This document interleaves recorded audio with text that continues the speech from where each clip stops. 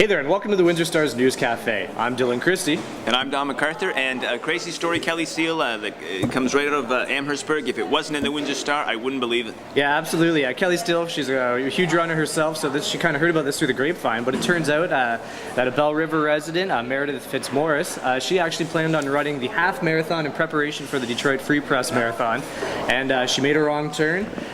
Before she knew it, she was most of the way through the marathon, and she decided to keep going. Well, exactly. She said she was going to keep going. I'll just turn this into a long run, what the heck. And then she realized, wait a minute, there's only like 8 or 9 men in front of me. I'm the only woman. I might be winning this thing. Exactly. So she kept going. She actually ended up talking to a pace setter. I guess there was a guy biking next to her, just to see if she finished the marathon, the full marathon, would that actually count? Can she just kind of do that transition midway through? He sped away, checked. Turns out, sure enough, that the organizer, Chris Uzinski, said that that's fair ball, like that's a good game. And so she went for it. And yeah, she had a great time.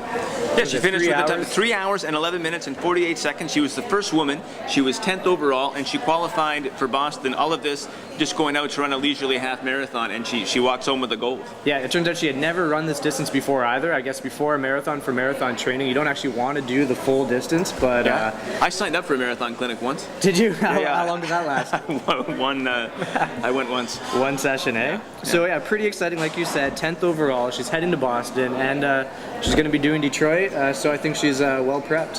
Yeah, and what's sort of remarkable, she had never done it before. She'd only run 20 miles, as you said, and she's doing the half marathon, so she's doing like a half marathon pace, which presumably you're going to be running a little bit quicker than you would if you're going to stretch it out for the whole marathon. I don't know, I've gone for like 4-mile runs before, and I've opened up a little quick, and I had to walk home. Yeah, she said that too, but she thought maybe because of the fast pace, that's why she did so well. So it's a happy mistake, and definitely it's getting a huge amount, like a lot of traffic on our website. Number one story today, like. Oh yeah, by far. A lot of people sharing it on Facebook, Twitter. It's exploded, so it's just one of those kind of good news, happy stories. So yeah, good for her. Yeah. Okay. And some chaos in construction zone on Wyandotte Street yesterday. Dax Melmer with some great pictures. He broke this baby wide open. Crazy. Yeah, absolutely. He just happened to be listening to the scanner at the right time. This chaos kind of on Wyandotte Street East there, just near Walkerville area. A cyclist has been hit by a car opening its door. Motorists are just kind of at their wits' end, and business owners, they've just had enough. There was even a confrontation yesterday when a restaurant owner picked up a cinder block and threw it at an expensive $40,000 piece of cement kind of cutting equipment. Exactly. Like Dave Woodell talked to all of the characters here, including the construction worker who angered, and you got to back up here, the construction worker, he kind of, maybe you don't throw a cinder block at a $40,000 piece of equipment, but you shouldn't give the finger to somebody who's taking your picture either, which is sort of what set off this chain of events. Yeah, he said he meant it in jest, kind of, which is kind of hard to flip someone the bird in just a lighthearted kind of way. But I guess the guy, the restaurant owner, said he thought it was aimed at his wife. That's why he kind of reacted. I guess cooler heads prevailed. They ended up talking it out, but police did arrive on scene.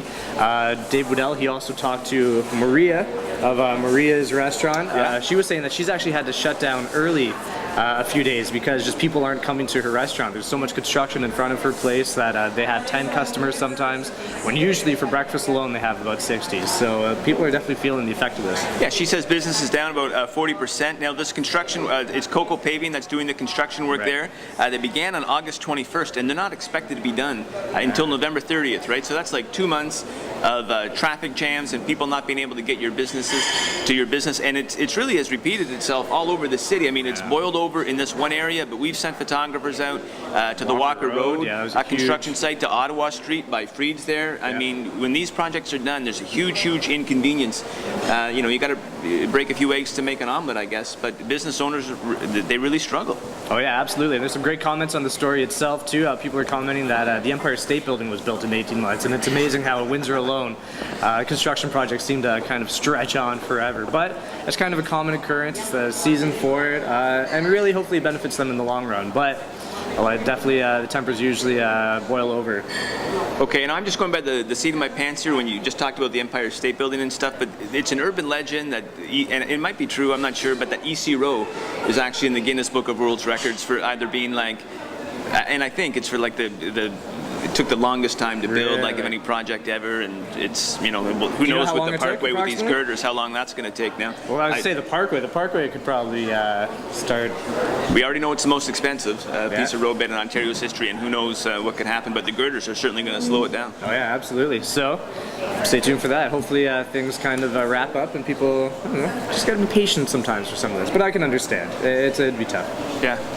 Anyway, speaking of some people who weren't very happy, Larry Horowitz and the Downtown Windsor Business Improvement Association.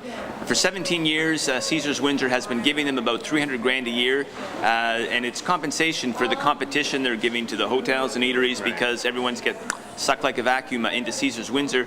Because of a new funding arrangement with the OLG in the city, that money is now gone. Yeah, absolutely. This could have a major impact on the downtown BIA and kind of some of the events that it throws on. It could have a big impact on the McArthur household as well, because they even talked about Balloonapalooza. Events like that might have to be scrapped, and that's a huge one for you guys, right? Like you're all. It's Woodstock for kids. We've been coming every year. It's a great festival. It'd be a shame to see that go.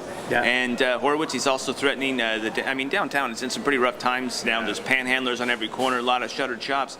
But the streetscaping, the beautification, a lot of initiatives, and including layoffs at the downtown BIA, Horowitz is threatening because of this lack of funding. Yeah, for sure. So Francis, he said that they might just have to look at other ways to cut corners. Maybe don't hold two Santa Claus parades. Don't have one in the downtown and the west end.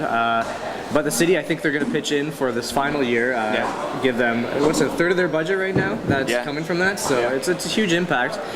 We actually talked to Larry Horowitz after the meeting, and he kind of sums it up best, I think. So here it is. We sent a letter to the Premier of the province, and our battle moves forward to Toronto.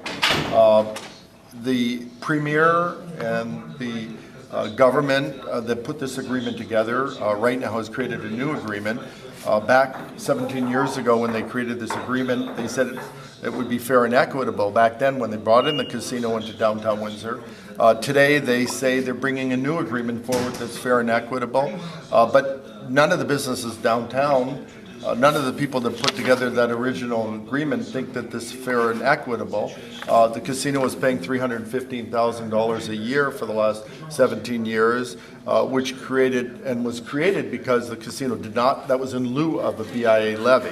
The casino has two massive hotels that compete with all our hotels downtown. They have many restaurants, many businesses that compete directly with our merchants downtown. The province should understand, and the Premier should understand, that this is not fair and equitable. When you directly compete and you don't pay BIA tax and you stop paying any tax in lieu of, it's not fair. It's not a fair playing field. The reason we took on these responsibilities, such as cleaning the streets, such as power washing, such as flowers, is because everybody lost hope in downtown. Everybody said the downtown is a dump. Everybody said it's dirty, so we started cleaning the streets. Everybody said there's no flowers, and nobody wanted to put flowers down there because they thought they'd be torn out. We did it anyways. Streetscape, we paid 30%, where the other BIAs don't pay anything towards streetscape. A lot of these things we created facade improvement grant program. No one ever took money from the city for facade improvement grant program because it was too many strings attached. So we created a facade improvement grant program to keep our businesses downtown. That's on the table. We've taken over all these different initiatives to make downtown a better place. They're all on the table, obviously. Okay, that was Larry Horowitz, chair of the BIA, and stay tuned. He says he's going to write a letter to, I like the way he says it too, the Premier, as if she's the first Premier of Ontario ever. But anyway, he's fighting the fight for downtown Windsor, and it's a little unfair because they are moving the goalposts here. I mean, we gave you the money for 17 years, and then now the casino's on tough times, so we're taking it back. But I guess the city gets more money. So yeah, for sure. And a lot of the things too, are things that maybe the city could step up and help fund too, like the streetscape and stuff like that. So we'll see. We'll see what happens. Stay tuned. Okay, interesting study from the Conference Board of Canada. The average full-time Canadian worker was absent sick days for 9.3 days. in 2011, but pretty much every year. Unionized workers are even worse than that. Yeah, there's some really cool, it's a good chunky story, a lot of cool points that came out of this study. Unionized workers, they're absent by far the most out of any workers, with an average of 13.2 days compared to 7.5 days for non-unionized workers.